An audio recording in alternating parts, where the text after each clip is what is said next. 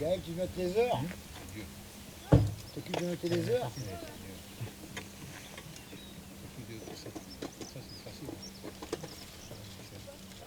Tu noter les heures? Il y a un grain qui... Toi, il est temps de ramasser, toi les grains ils percent.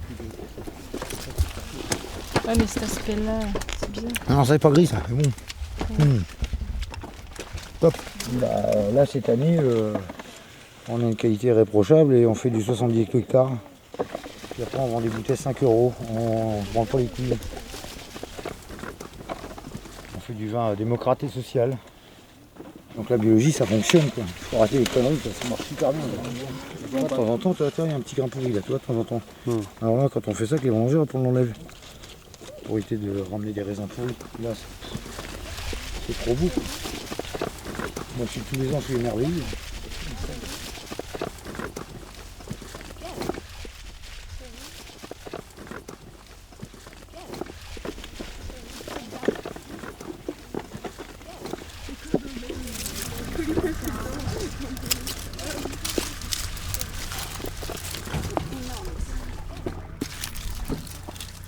La belle grappe. On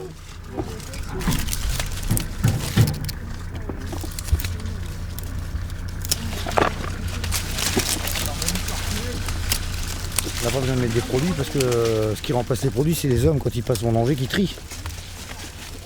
Et les autres, et là où ils vont passer les machines, ils trient que dalle. Donc ils mettent des produits.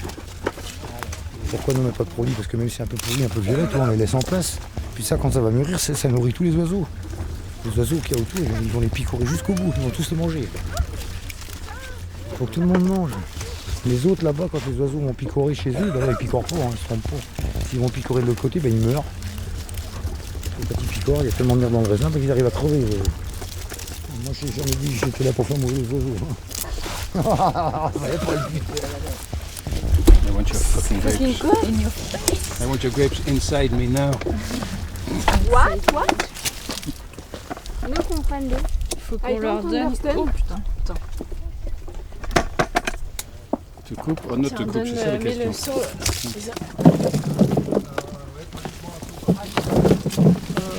Go, go, yo, hey yo! I kill you, motherfucker, I kill you. Pourquoi il parle en anglais, on s'en fout. On boit un coup. Tout doucement. Ah bah. Pas mal, Tu vois les meilleurs que toi, Alpat. Tu vois, je te l'avais dit. Moi. Rien que l'odeur, ça fait flipper. Elle est belle les bananes. C'est des fleurs, hein. C'est, Qu'est-ce que t'as fait boire la vigne d'ailleurs? non, pas aujourd'hui, tiens. Bien, Gaël. Il faudra lui faire boire. La limonade, voilà, il va faire la gueule, hein. On va y en donner un peu. Ah oui. Là, elle a bu. Elle a assez bu, après elle va être bourrée.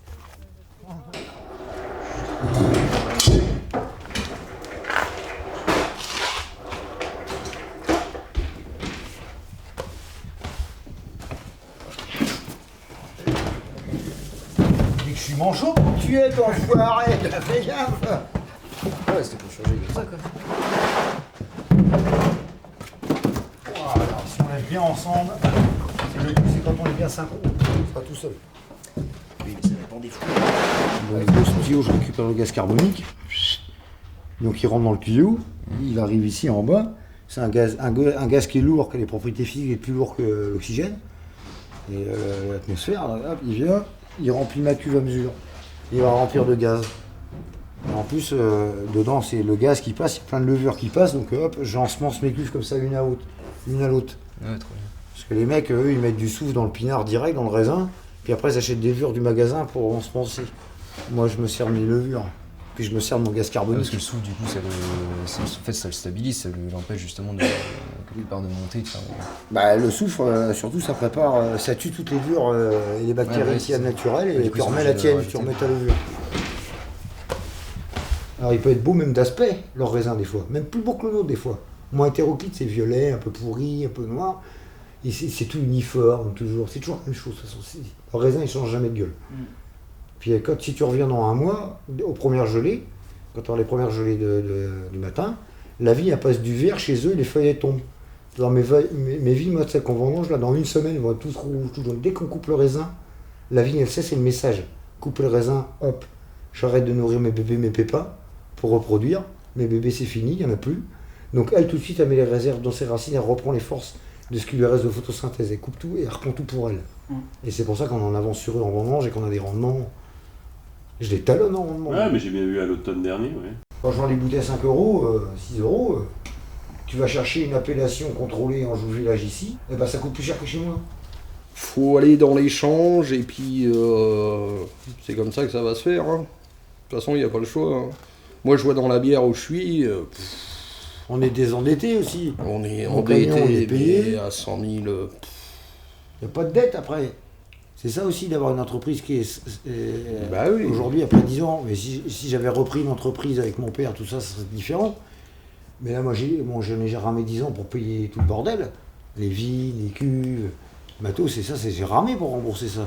Mais aujourd'hui que c'est payé, je commence à avoir seulement les moyens à 43 ans d'être généreux. C'est-à-dire de vendre mon vin à 4 euros, 5 euros. Et puis les marges, j'en ai assez pour bouffer, parce que j'ai mon potager, parce que c'est ma vie qui est décidée comme ça. C'est ça aussi, arriver à être généreux. Partager ce que tu as pu faire, ça c'est l'avenir demain. Se donner les moyens de sa générosité. Ouais. Ça, c'est Bah, le quelque chose partage. Il De toute faut façon, transmettre. Si tu peux affiner l'odeur. Il y a du gaz.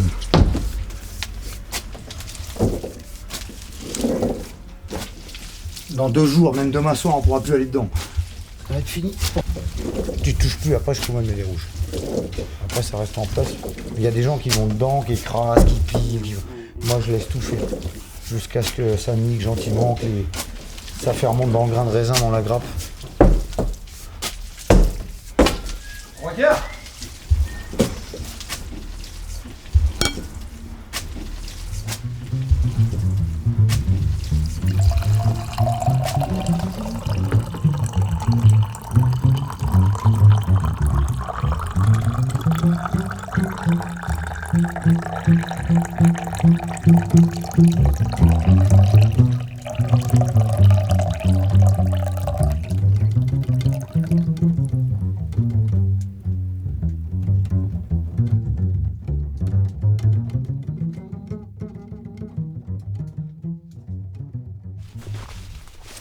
Viens voir. Regarde Marco, les grappes qu'il y a là-dedans. Regarde. Il y a un sous-raisin par pied. Des années, la vigne ne donne pas grand-chose. Et là, la vigne, ça fait 2 ans qu'elle a été frustrée par le mildiou en 2007. Elle a été ravagée par la maladie. Et puis l'année dernière, elle a gelé en 2008. Donc ça fait 2 ans qu'elle n'a pas pu faire de raisin. Et donc son pépin, sa fameuse graine, elle ne l'a pas faite depuis 2 ans. Donc cette année, elle a eu tout ce qu'il lui faut. Et donc elle a tout mis dans le raisin parce qu'elle a été stressée de ne pas se reproduire. Donc ça, c'est de la vigne moderne. Elle a 35 ans. Donc ici, on travaille... Ici on bosse avec le tracteur. C'est des vignes larges qui ont été montées sur poteaux, sur fil de fer, amarre, fil de Gaulle. Donc ça c'était fait pour la motorisation et le passage des machines. Donc voilà, ça c'est un héritage. Mais c'est pas mon idéal de vigne. Donc l'intérêt c'est de mettre les vignes tout en bas sans ces poteaux et ces fils pour arriver à être en pompe direct du terroir, direct le terroir, direct dans le raisin, direct dans le feuillage et retour direct. Et vous allez voir le résultat, on va aller voir au bout, ça change toutes les choses. Ça c'est la vigne chimique. Tu n'es pas obligé de filmer ça, mais eux ils ont 2 fois plus que nous de raisin, parce que tout à l'heure moi je parlais qu'il y en avait beaucoup, mais là il y en a carrément trop. Il y en a 2 fois plus. Et ça c'est un végétal qui est sous perfusion antibiotique tout le temps. Et ils mettent des engrais énormément. Et donc il y a la vigne elle en stocke un petit peu. Et puis le reste ça fout quand dans la rivière, c'est n'importe quoi. Ils ont mis de l'herbe au milieu qui est semée. Ils sont même plus foutus d'avoir l'enherbement naturel. Et la terre aux pieds elle est stérile, tassée. Tu regardes à tes pieds. Quand on voit qu'aujourd'hui ils sont capables sur des sols comme ça d'avoir, il n'y a plus du tout de matière organique. Donc la mousse, le lichen se réinstalle. Donc en fait il va falloir autant d'années Ils ont régressé dans le temps. De 30 000 ans, c'est ça? Oh, c'est plus que ça, c'est à mon avis, je sais pas quand est le premier végétal apparu sur Terre, les premiers non, lichens. plus que ça, c'est des Les millions, assortis, c'est des millions d'années, Ah oui, là, c'est des des centaines de millions d'années. Donc en 30 ou 40 ans d'agriculture intensive et chimique, ils ont régressé de 50 millions d'années, les mecs. C'est ça. Bon, on passe à autre chose. Voilà. Attends, on va aller voir plus loin. Ça, c'est fait. Mais chez moi, tu vois pas une mousse. Les bouts de bois, ils sont tous désagrégés, le sol fonctionne, tout est consommé. Et là, on va être fleuri en vendange au pied. Là, on commence à voir les premières petites fleurs qui apparaissent. Ouais. On va être bien. Et surtout, c'est dans la structure du sol même. La structure du sol ici, elle est meuble. Là-bas, c'est tassé comme du béton armé que ici, t'as 10 millimètres de pluie, tu vas là, ça colle. Tu exploites la terre avec les clones, les vignes clonées et le matériel végétal qu'ils nous donnent aujourd'hui. Tu arraches la vigne tous les 30 ans, donc la vieille vigne, elle est plus rentable parce qu'elle ne produit pas assez. Donc les mecs l'arrachent, ils laissent pas la terre au repos, ils replantent dans l'année. Ça veut dire que ce qu'ils font, ils amènent des bulldozers, des défonceuses qui défoncent tous les sols pour arracher les racines qui restent dans le fond. Derrière, ils remettent un produit cancérigène, il n'y a pas d'antidote, hein. Il y a la croix de mort sur le produit pour tuer les vers. Et derrière ça, ils remettent de l'engrais, ils replantent de la vigne et ils recultivent tout de suite dans l'année. Ils ne perdent pas une année de production. Moi, je vais te montrer au fond chez moi. J'ai des terres arrachées depuis 10 ans, des vignes arrachées depuis 10 ans. Ça fait 10 ans que je les ai mis en culture et en reculture. Elles sont en permaculture aujourd'hui de fleurs pour préparer la plantation, mais j'ai laissé la terre au repos, se reconstituer elle-même. J'ai fait des engrais verts, j'ai cultivé de la luzerne, j'ai cultivé des sarrasins pour faire le carbone, la paille. Donc la luzerne pour l'azote, capter l'azote, c'est une plante qui capte l'azote de l'atmosphère. J'ai pris mon temps pour la terre. Mais j'ai perdu au total 15-20 ans de production. Mais j'ai laissé la terre tranquille. Elle a déjà donné, les vignes qui étaient dessus, elle travaille déjà depuis 80 ans, j'ai laissé la terre tranquille. Elle a le droit de se reposer la terre. Puis on va la remettre au travail tranquillement, mais gentiment. Eux là, ils font n'importe quoi. Ça, c'est des vignes, donc ensuite, dans le cours de leur vie, sans support antibiotique, elles peuvent plus du tout survivre. Ici, quand l'eau elle tombe, à côté sur des terres tassées, l'eau elle roule sur la terre, elle emmène toute la matière organique et elle va dans le fossé qui va à la rivière direct. Elle emmène toute leur pollution avec. J'aurais bien voulu racheter tout ça, tout récupérer, sauver ces vieilles vignes-là, sauf que je peux pas sauver la terre entière. J'y arriverai jamais à moi tout seul, c'est même pas la peine. Donc je m'occupe déjà de ce que j'ai à travailler. Et puis je regarde les choses à faire à côté. Donc les deux mondes qui se regardent. Tu vois ça c'est contemporain aussi. Ça fait que 50 ans. Oui, c'est bon, on peut pas le renier ce monde-là, on vit dedans, moi je vis dedans, je peux pas le renier. Puis je vais pas mettre un coup de fusil à mon voisin, un assassin, tu comprends? Il comprend rien, je trouve pas. J'ai envie comme ça, le sang, le sang. Ah oui, ça tu sens ça? Donc faut bien comprendre que le chevelu se construit. On n'y passe pas aucun matériel, très peu de matériel. On fait tout à la main, avec le travail attelé. Quand la terre elle sent quelque chose, c'est aussi important pour les arômes du vin. De tout ce qui pousse sur la terre, des tomates, des haricots, des fruits, il faut que ta terre elle ait une odeur. Si ta terre elle n'a pas d'odeur, qu'elle est stérile, elle sent rien, elle sent l'acidité, comment tu vas avoir des arômes dans ce que tu produis derrière, ce qui pousse? La terre elle sent la matière organique. Elle sent bon.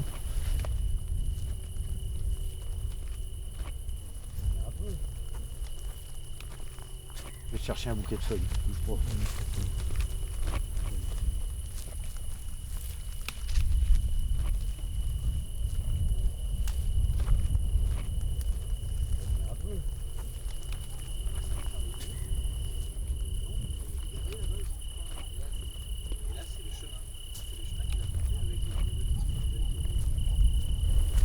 Un raisin qui va être très tendre, une feuille très ronde. Tu vois, sans grosse découpe. Sur la rondeur de la feuille, elle est ronde. Elle n'a pas de découpe, elle n'est pas piquante, pas urticante. Il y a une douceur. Regarde celle-là. Oh là là, elle est incroyable. Là, on va avoir un raisin assez généreux, assez rond. Là, on va avoir un raisin sûrement qui va rester petit grain et certainement petit, dur et très acide. Regarde la découpe de la feuille. Oh là là, Là, Oh là là, ça c'est là, incroyable. là, on va avoir des gros grains de raisin très généreux en jus, là. Comme a dit Gaël, ça va cracher. Voilà. On aura des grappes jaunes, on aura des grappes très, très grosses, des raisins ovales très généreux en jus, d'autres très peu généreux en jus, mais très concentrés sur le terroir. On aura ça qui va être généreux, je pense. Ça, mais la générosité, là, ça va être des raisins très friands, très gourmands à manger. J'ai pris, il y a à peu près, là il y a 7000 pieds hectares, il y a à peu près une quinzaine de variétés différentes de chenins, plus les onis. Celle-là c'est encore une différente. Là celle-là la nervure rouge. Regarde les autres, elles n'ont pas ces nervures toutes rouges comme ça, regarde. Celle-là elle est rouge. Rien à voir. Donc c'est ça le bouquet. Et ça tu peux les emmener chez toi, les faire sécher Marco. Tu les mets dans un livre. Et puis ça te rend un petit souvenir de ta visite. Tu vois, elle est à fleur, la roche. Là, c'est très caillouteux. Et donc ça, c'est du schiste. Le schiste. Et donc, ils sont mêlés veinés de quartz. Donc le quartz, c'est la silice. La silice, c'est le minéral le plus noble qu'on a sur Terre. Il a la capacité de ne pas diffracter ni réfracter la lumière quand la lumière passe à travers. Ça, c'est super important. Et surtout, il a la voie de pénétration de la lumière et la chaleur dans le sol. Après, le fait de laisser des raisins très ras du sol, comme je fais ici, ça veut dire que la pierre, dans la journée, elle pompe les calories. Et la nuit, quand ça refroidit, elle les rayonne, elle me les transmet à mon raisin. Elle aide mon raisin et ma plante à mûrir. Et la lumière est l'ennemi du champignon et on continue. Donc avec tous ces éléments que j'ai dans les mains, moi je fais plus grand chose, je laisse faire. J'ai un terroir fabuleux. Voilà pour la petite visite des vignes.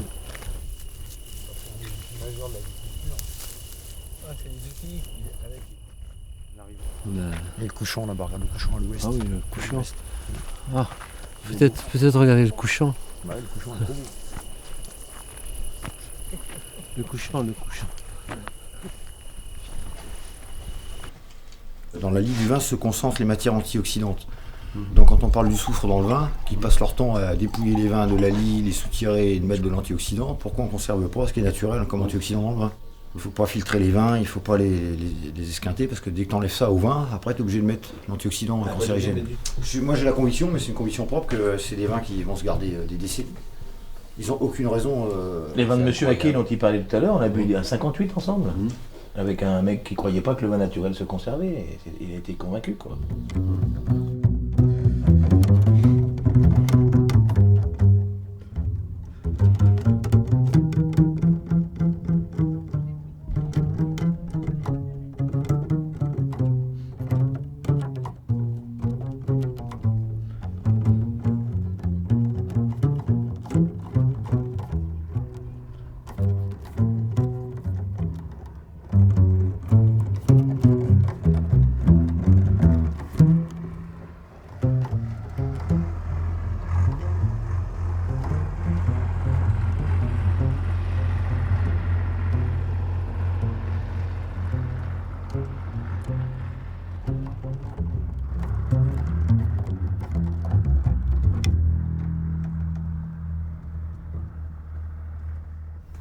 Oh là là. Merci, je vais trop. Ça dure un peu. Ça, tu vas pas en boire. Donc ça, c'est un tonneau, ce qu'on déguste là, c'est un tonneau de vendange tardive 2003. C'est donc en fait, je lui en donne un peu quand même. Non, déguste ça, c'est unique au monde, tu ne t'en boiras pas deux fois. Non. Ça, c'est 2003, en élevage depuis 2003. Tu te rends compte de ce que En c'est? élevage depuis 2003. Ben oui. Mais ça, c'est un vin qui qui sort pas de la cave. Non. Il sort pas de la cave, il sera jamais mis en bouteille. Non. C'est-à-dire que... C'est ça pour les gens. Exactement. Pour ces visites. C'est magnifique. Il y a son successeur qui est là, qui est plein. Le successeur est plein. C'est pour au fond de la cave, alors qu'on va tourner dans la cave. C'est un vin qui... Et donc il y a des vins qu'on boit dedans, alors que je le mets à l'agression depuis, ça fait 7 ans maintenant qu'on boit dedans, et qu'on dit que le vin devrait se perdre, parce qu'il est attaqué par l'oxygène. Non. Ça fait 7 ans qu'il est là, on le déguste, et le vin, il n'y a pas d'antioxydants. Donc pourquoi on met l'antioxydant dans le vin? Mais il faut le faire... Non, mais c'est magnifique, ce vin, c'est quelque chose de... Là, la couleur, c'est vrai. Voilà, là on a une robe du vin qui est fabuleuse, quoi.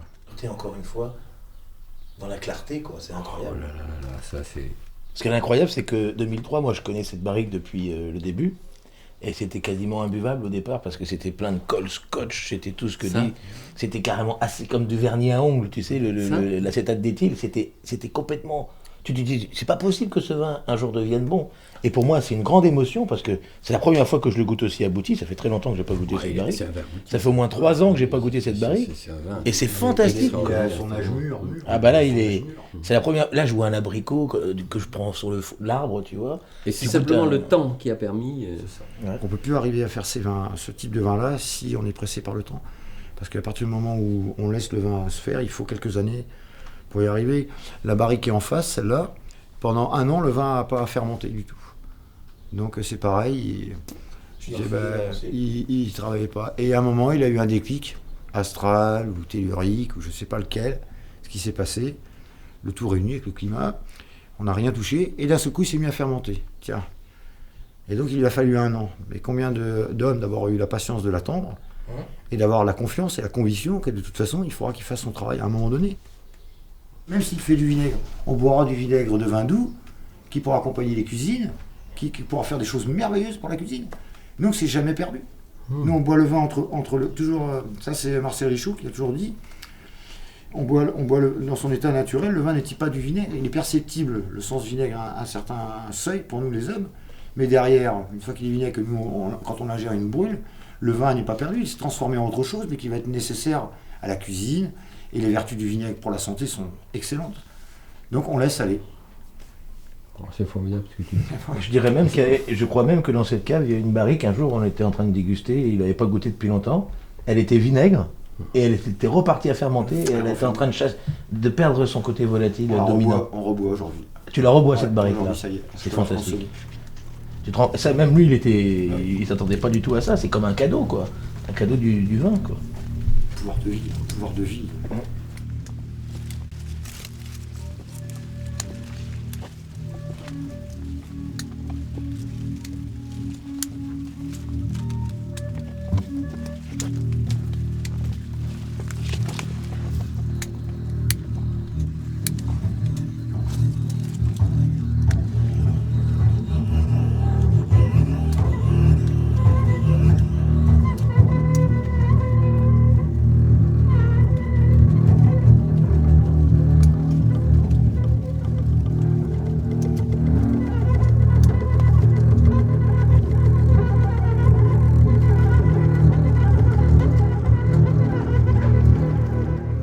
Première impression, c'était des vins de vie. Quand je bois ces vins, j'avais l'impression de la vie. C'est pour ça que pour moi, je appelle ça vin vivant. Mais c'était des vins de vie, parce que j'ai pas voulu appeler ça comme ça, simplement, j'ai fait ça par rapport aux vins que je buvais avant, même des très bons vins, même comme ça, des grandes, on me disait, oh ouais, c'est bon, j'ai beaucoup de trucs. Mais ça ne m'intéressait plus. Et ça, brutalement, ça met en présence, de la vie, quelque chose qui a de la saveur. Et la saveur, c'est une chose très, très, très importante, parce que en même temps, j'ai toujours été persuadé que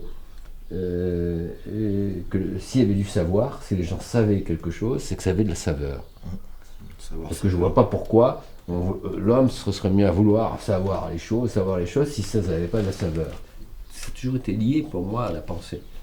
C'était quelque chose qui avait à faire aussi à une réflexion, qui appelait à la poésie. Si on veut comprendre ce que c'est que la poésie, aimer le vin, apprend à aimer la poésie.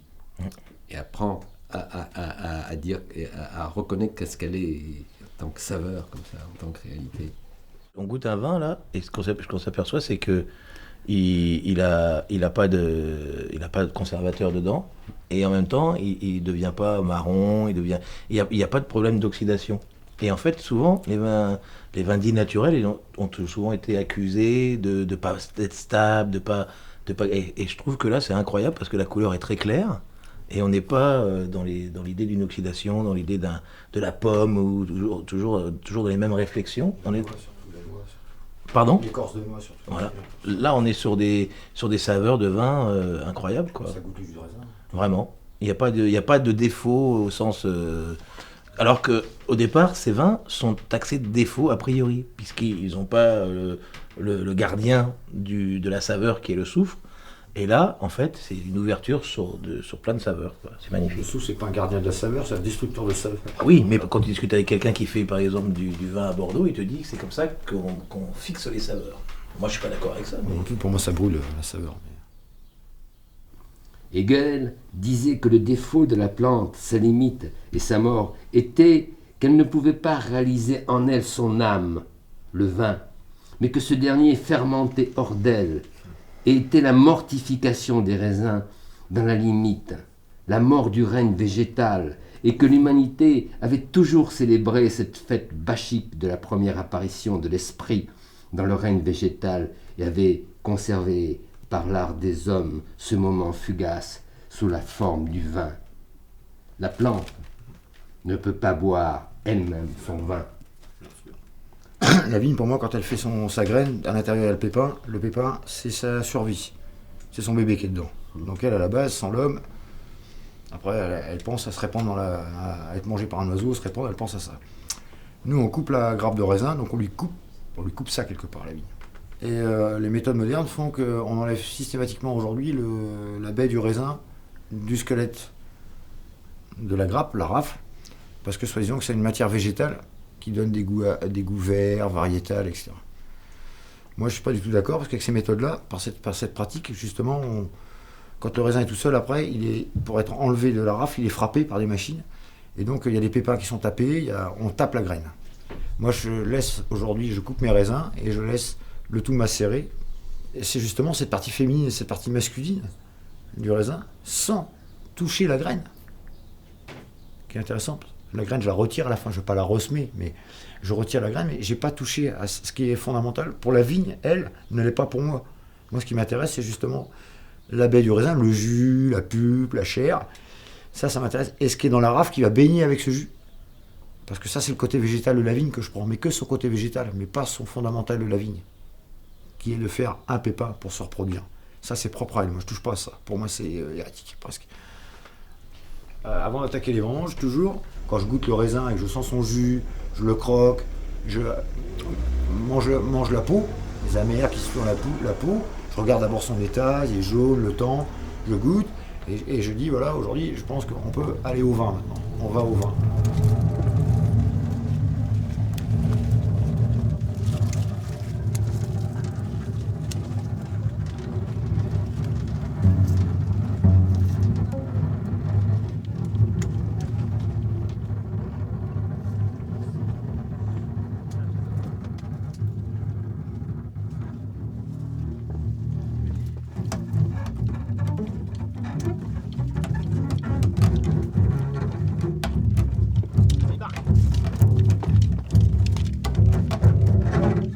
La dégustation du vin, c'est quand on parlait des rafles, justement, dans le vin. Aujourd'hui, dans les grandes notations du vin, la sommellerie parle de l'aspect végétal du vin.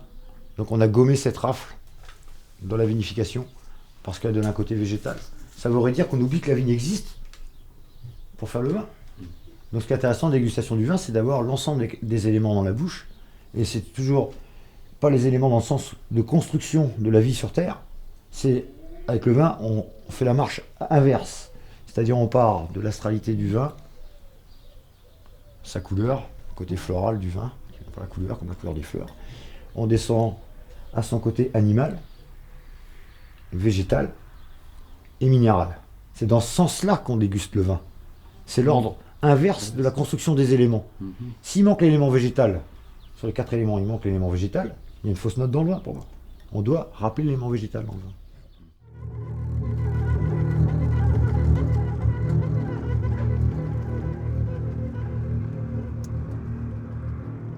Mettre le vin dans une bouteille, c'est amener le vin dans un monde réducteur. C'est ça.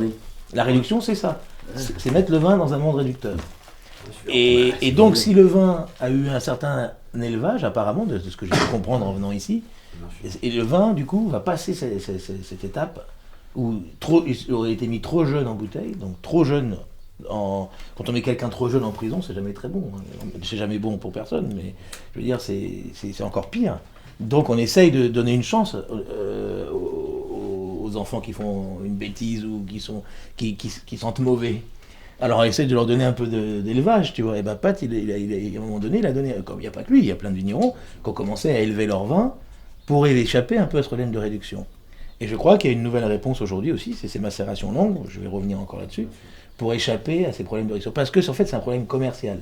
Les gens sont habitués à boire des vins, les gens qui ont l'habitude de boire des vins normaux, on va dire, des vins de supermarché ou des vins de grande étiquette, etc. Là, il n'y a pas de problème de réduction puisque les choses sont complètement bloquées dès le départ. Donc les choses sont bloquées au soufre. Donc il n'y a pas de problème. Plus, c'est affinité. On parle que du soufre, c'est pas ce qu'il y a de pire. Et donc, chez les gens qui font du vin naturel, ça a été un vrai problème pour la restauration. Parce que tout d'un coup, ils se retrouvaient avec des clients qui disaient « Ah mais ça sent la ferme, ça sent le cul de la poule ». Ils en étaient arrivés à des expressions, ils ne savaient plus quoi inventer hier. Comment on laisse rentrer des gens du formatage comme ça et des choses par la grande distribution, par l'industrialisation du vin, et c'est dire par les autres, ah ben non, le bon vin c'est ça. Alors que là, c'est pas possible. Ta propre identité fait que tu sais bien ce qui est bon pour toi, ce que tu aimes, comment tu peux te laisser polluer ta propre identité par ce mécanisme de vin là, industriel. L'idéologie d'époque dit que vous n'êtes pas capable, donc il faut qu'ils entendent confirmer ça, c'est ce qui est emmerdant, parce que plus personne n'est capable de prendre la responsabilité du goût, sa propre responsabilité. Et là, c'est des vins qui s'expriment. On boit des vins qui s'expriment.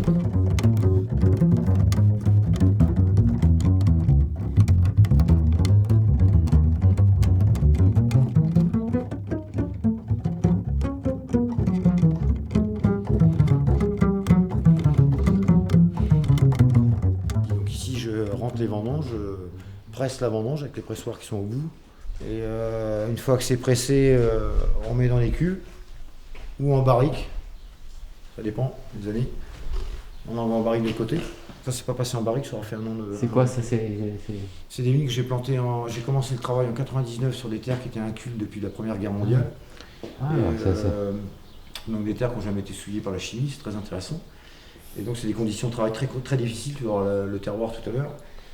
Et j'ai planté en 2004, donc j'ai fait des rotations de culture pour remettre la terre au travail, dans son esprit. J'ai planté en 2004, j'ai eu la première récolte en 2009, la première belle récolte en 2009. Donc j'aurais attendu 10 ans avant d'avoir le résultat de la bouteille, avant d'avoir le vin en bouteille prêt à la vente. Donc ce qu'on disait tout à l'heure, pour moi c'est un gros travail parce que c'est un autofinancement complet. C'est mes sélections végétales, c'est un hommage au cheval parce que tout est planté pour pas y mettre le tracteur, on n'y met pas le tracteur. On fait tout à la main. Et c'est un endroit où il y a beaucoup de francs de pied, les raisins rouges sont mélangés avec les raisins blancs. Et donc ça donne un goût de vin. C'est mon premier bébé, Marco. Oui, ça c'est vraiment ta pensée qui a... j'ai pensé... C'est sa première... Ouais, pour moi c'est la première fois que je fais la... Oh là là là. Regarde-le comme il tourne. Là tu peux amener un radiesthésiste avec son pendule, on va rigoler. Vous m'amenez une chaise là, puis je reste là. Je fais un Marco, tiens. Attends, je te remets dans ton... Pour éviter de faire le service. Merci.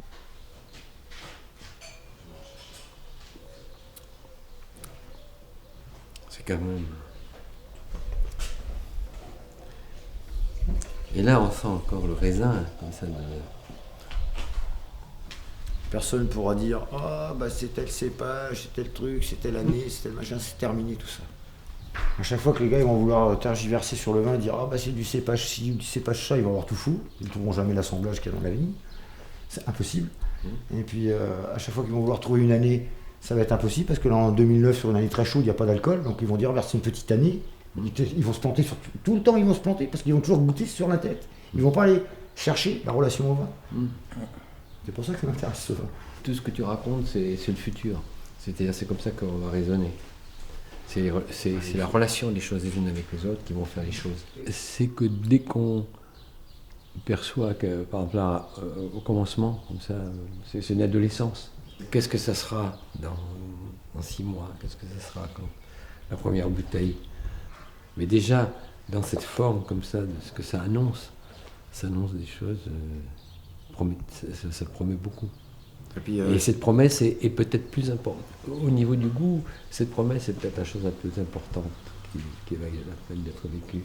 Cette promesse.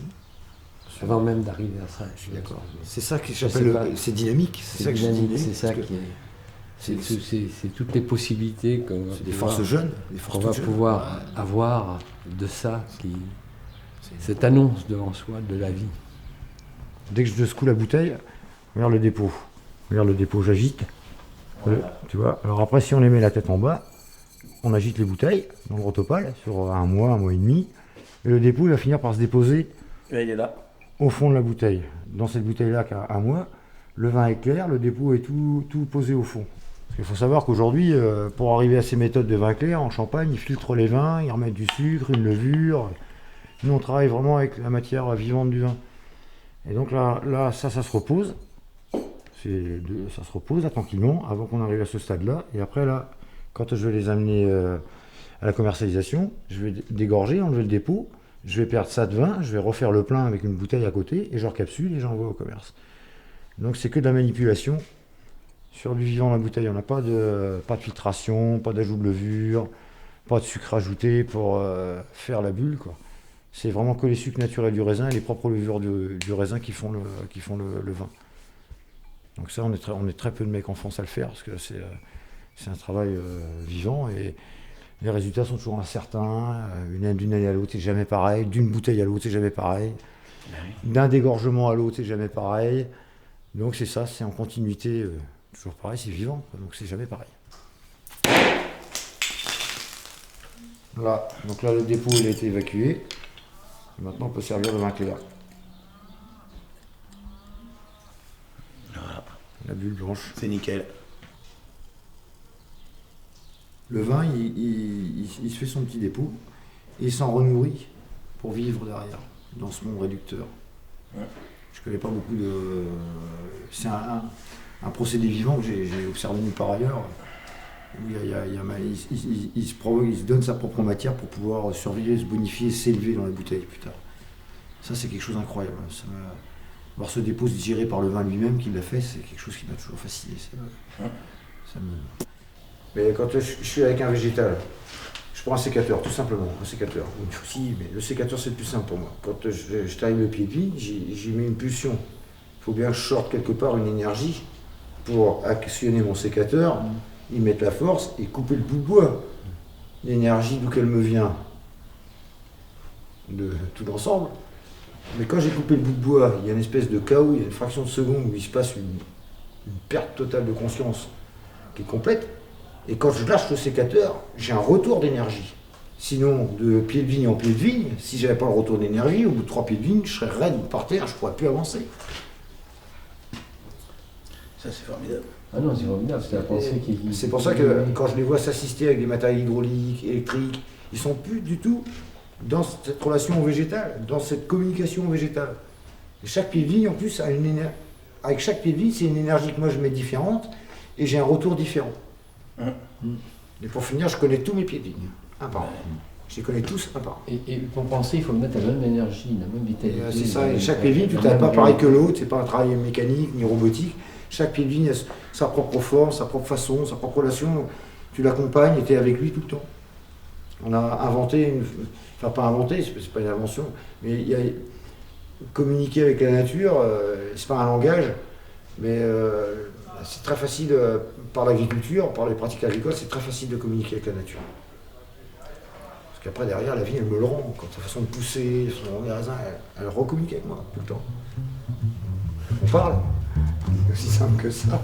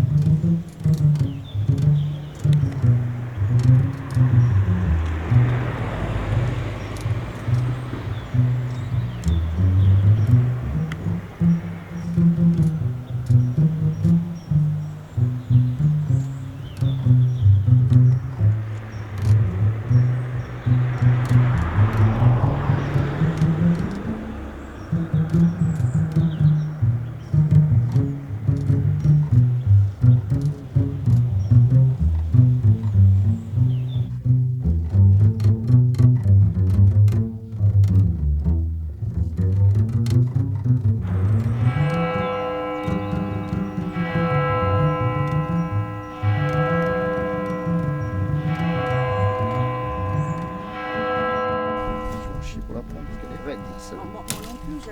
Faut ajouter quelque chose. C'est avec ça que je fais Caroline et liquoreux. Voilà le botrytis. Là, c'est super d'en trouver. Donc, il a attaqué le grain. Et c'est avec ça qu'on fait le grain noble, la pourriture noble. Goûte Christina ça. Ça c'est de la botrytis. Goûte celui-là, le botrytis. Tu vas voir.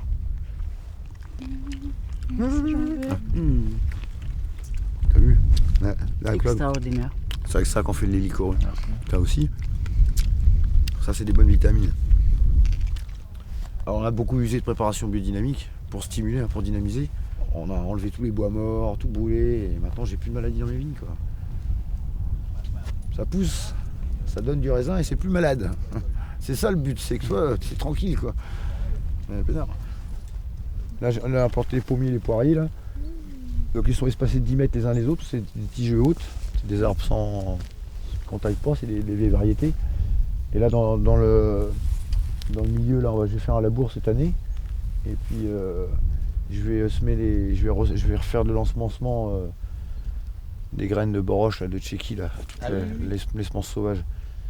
L'intérêt c'est de faire des semis au milieu des arbres fruitiers, des semis dans lesquels il y a une grosse partie en plantes mellifères, surtout pour la saison morte.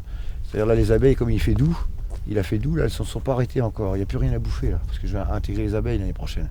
Donc il faut que je leur fasse des semis fleuris pour qu'à cette époque-là ils continuent à bouffer, qu'elles tapent pas dans le miel. Ah bah oui. Tu dois les mettre où les ruches? Tu comprends Marco? Tu vas pas taper dans ton stock? C'est ça. Je vais vous montrer, je vais les mettre sous les châtaigniers là-bas en bas. Je vais vous expliquer un peu comment. Donc je peux en mettre là-bas en bas. Là-bas en plus, là-bas il y a une bande de cerisiers, puis j'ai des pêchers, il y a des poiriers et pommiers. Et au printemps c'est tout fleuri de plantes sauvages. On a les aubépines dans les haies, il y a les genêts, il y a des jacinthes sauvages, il y a toutes les fleurs sauvages, quoi, pissenlit, enfin, toute la colonie. Quoi. Donc là, j'ai de la luzerne avant, on voit des pieds de luzerne qui poussent. On a des pissenlits. Toi, Patrick, tu fais les jachères de fleurs? Ouais, c'est ça? C'est ça. Donc cette vigne-là, elle n'est pas labourée parce que je vais la labourer avec le cheval. Et j'ai 2 hectares maintenant sur 9 qui sont tout faits à cheval. Et j'aurais bien passé à 4 hectares. Et surtout, je suis à peu près à l'abri de toute pollution. Je suis vraiment dans mon petit îlot, je suis tranquille, je suis planqué. Je suis tranquille.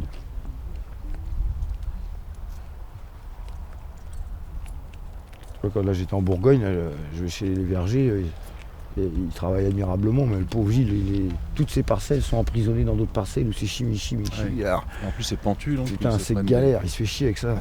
Moi j'ai la chance en Bourgogne c'est impossible, mais si, moi j'ai la chance d'avoir 3 hectares d'un seul tenant quoi. Donc je suis bien chez moi quoi. Il n'y a pas un connard qui va venir me pourrir mes abeilles. Là, ça c'est mes bébés. J'ai planté en 2004. Donc elle commence à donner du raisin depuis 2009. Et donc je les installe sans poteau et sans fil de fer. J'ai juste mis un petit fil pour pouvoir les tenir droites, pour qu'elles se couchent. Et c'est intéressant pour moi de voir ça. Et on va retrouver les goûts d'antan. Et puis des vignes qui sont beaucoup plus moins productrices de fructose, moins de sucre et beaucoup plus d'acidité. Parce qu'en enracinement, les porte-greffes ils pivotent. Mais ils font pas beaucoup de radicelles, chevelus. Ça, faut voir comment ça se développe, c'est incroyable. Comment ça colonise le sous-sol en racines, c'est phénoménal la forme.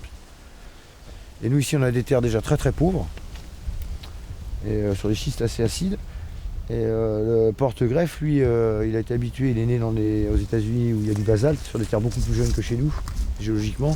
Et donc, c'est un gros pompeur de nourriture dans le sol. Mais ça épuise encore les sols plus vite. Que elle, cette vigne française, c'est vraiment les oligo-éléments qui l'intéressent. Elle ne va pas du tout pomper les matières organiques du sol. C'est différent, ça se comporte différemment. Ça use moins les sols. Les petits plants de vigne, je vais te dire, ils sont... Je peux descendre, creuser avec la pioche à 15 cm. J'ai pas une racine sur la surface. Puis alors après, dès que je commence à arriver aux premières racines, c'est... Elles sont super implantées. Là, ça y est, maintenant, elles commencent à avoir de la force. J'ai attendu 4 ans avant de leur demander des premiers raisins. Mais là, ça y est, elles sont costauds. Là. Maintenant, on peut y aller. Ça va être super bien. J'ai de quoi mettre 10 ruches. Au printemps, on a toutes les genêts, les aubépines, il y a les acacias, tout se suit là. Puis après, il y a toutes mes arbres fruitiers, toutes les plantes sauvages, il y a des plantes sauvages partout dans les coteaux. Donc, je pense que je devrais faire des belles récoltes de miel. C'est sûr. mais pas produire, parce que là, tous ils disent, les apiculteurs qui sont en déperdition depuis 15 ans, là, ils ont le cheptel d'abeilles est tombé, et puis la production elle est tombée aussi. Et ici elles vont avoir de quoi manger. Hein.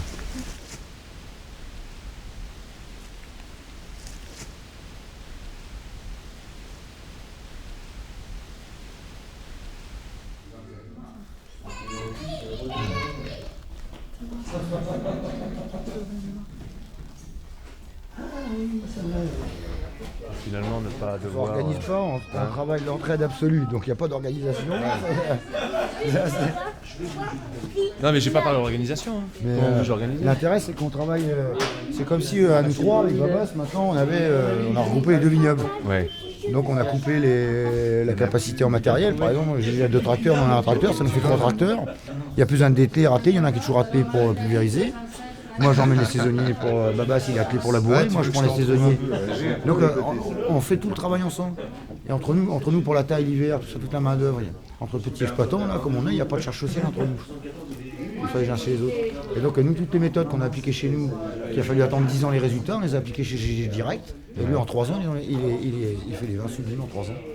Parce qu'il nous a suivis aveuglément. Et c'est ça l'écosystème aussi. Donc, pour les mises en bouteille, les décuvages, les macérations longues, tout ce qu'on a appris nous avec Babas, il a gagné un temps fou. J'ai mis 20 ans pour en arriver à ce niveau, Gilles, et lui en 3 ans il est rendu. C'est ça qui est génial. Et comme disait Marco hier, quand l'élève dépasse le maître, ça veut dire que le maître il a travaillé. C'est-à-dire que moi et Babas on a relayé, on a transmis quelque chose c'est transmis, quoi, c'est passé, nickel. Maintenant, il n'a plus besoin de nous, quoi, il se démerde.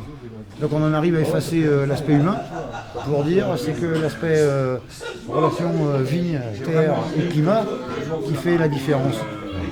Parce qu'effectivement, on n'a pas les mêmes vignes, pas les mêmes années de plantation, pas tout à fait les mêmes terroirs, les mêmes expositions. C'est là que ça change, parce que le travail c'est le même. La deuxième chose importante, c'est qu'on ne peut plus dire que le vin naturel comme on le fait, c'est un coup de chance ou un effet de mode. Parce que les résultats, ils sont maintenant partagés sur 2 caves. Donc on ne peut pas dire que c'est un coup de bol.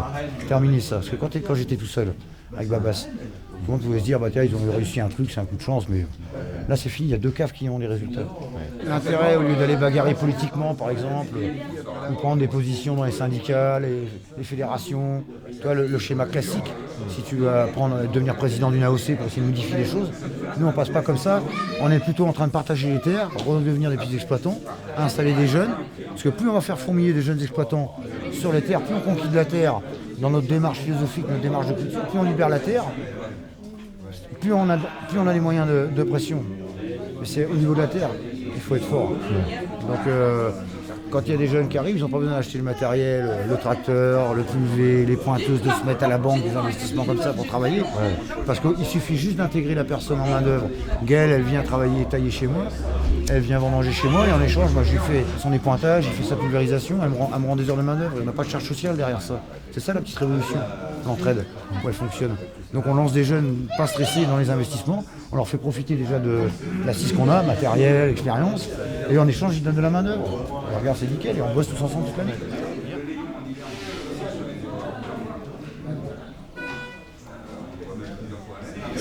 Les machines à vendanger, elles ont tué leur emploi ici, enfin les machines à vendanger, les mecs qui font les vendanges, nous on est 15 personnes pendant 20 jours, 3 semaines pour couper 10 hectares, alors que les mecs ils font 10 hectares en 2 jours avec les machines à 3. Donc y a plus, les commerces sont tous fermés dans les bleds. Avant il y avait 3 bistrots par bled, enfin, ça doublait la population, les boulangeries, les commerces étaient tous bouclés. Et la chose qui est déplorable, c'est que nous on est taxé au niveau charge sur l'emploi, c'est-à-dire moi les vendanges ça me coûte un billet de pas loin de 8 000 euros, 9 000 euros. C'est à peu près l'amortissement d'une machine à vendanger. Et donc quand tu amortis cette machine à vendanger, tu es en crédit de TVA, tu as des aides fiscales. Et tu n'as pas de charge de vendange ni de MSA. Donc toute ta politique agricole actuelle, elle est à pousser les gens à consommer du pétrole, des machines à vendanger, pour virer la main d'œuvre humaine, parce que c'est surtaxé. Aujourd'hui la matière première la plus chère qu'on a dans notre métier, l'agriculture, c'est la main d'œuvre, c'est ce qui nous coûte. Ces machines, et puis ça consomme du pétrole comme on veut plus en voilà. Une machine à vendanger, il faut lui mettre 300 litres de fût par jour. Ça remplace 10 bonhommes, mais je te dis pas ce que ça boit de rouge. Nous on boit du rouge. On est avec nos vendangeurs, mais c'est pas le même, celui-là, il pollue pas. C'est une saloperie finie. Puis ça a coupé la fête dans les villages. Avant, c'était la fête dans tous les villages. Il y avait des jeunes, les populations triplaient, il y avait du monde. Ah, c'était jovial. Avant, c'était la fête. Maintenant, les vendanges dans les villages, tu te demandes si ça vendange dans les villages. Tu entends les machines, mais tu vois, le soir, tu vas au bistrot, il est désert. C'est que la Mia, pareil, on a fait la même chose. Ça va pas. Donc, les vendanges, ça doit rester une fête. Les gens viennent de partout, voilà, c'est vendanges, c'est la fête. C'est vivant. La machine à manger, c'est mort. Tu veux goûter macération, Marco? Macération de. D'un an. Des macérations d'amande blanc? De rouge. Ah oui, celle de. Ah non, ouais, oui, faut goûter ça. Mais ouais, quand même. Hein. Il y a du tanin. Hein. C'est beau. C'est marrant, tu vois, ça s'est lignifié un peu, c'est devenu vraiment bois, quoi. Ce que je veux dire, t'as le côté rafle qui est devenu bois. Attends, il vient de presser ça au mois de septembre, là. Ouais, il a 1 an, mais c'est comme s'il avait juste 1 mois ou 2. Oui. Le Léon, c'est une des rivières les plus polluées. La deuxième rivière la plus polluée d'Europe. Il doit y avoir à peu près 120. Le Léon, la rivière qui coule dans ces terres. Donc vous êtes. Ils sont la première, c'est quoi? Hein? Je sais pas. Ils sont à 80. Ils savent. À peu près à combien il doit y avoir sur le Léon? Oh, en quoi donc? Il dit qu'on parle de la pollution du Léon. Ah, je sais pas, c'est bien réussi. Hein. C'est bien réussi. Non, et elle ça? Ah bah oui. Non, c'est plutôt 1000. Sur le cours du Léon, ah bah oui. Bah je sais pas, nous on est... C'est des sommes énormes. Ouais, mais enfin dépolluer. De toute façon, des terres... Dépolluer, ils sont quelques vignerons à produire cette chose-là. Qu'est-ce qui se passe? Ils ne polluent plus. Non. Bah... moi... Beaucoup moins. Bah, vous pouvez pas dire que vous polluez. Oui, c'est plus vraiment le terme.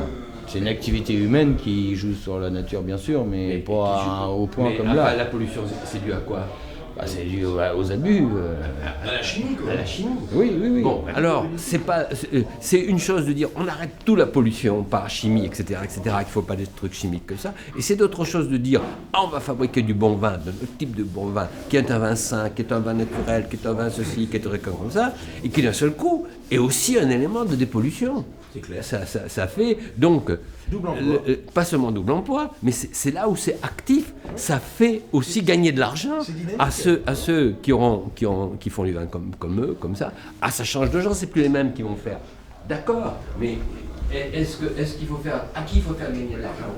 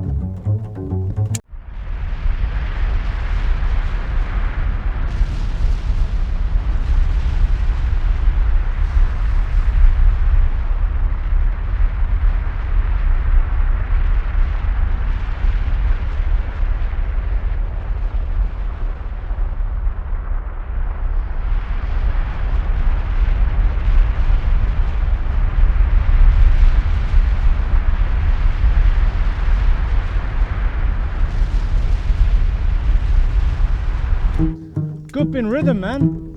You gotta coop in rhythm. Click, clack, click, click, click, click, click. Okay. Click, click, click. Voilà, juste un par 4, ok. Clic. Et en si bémol.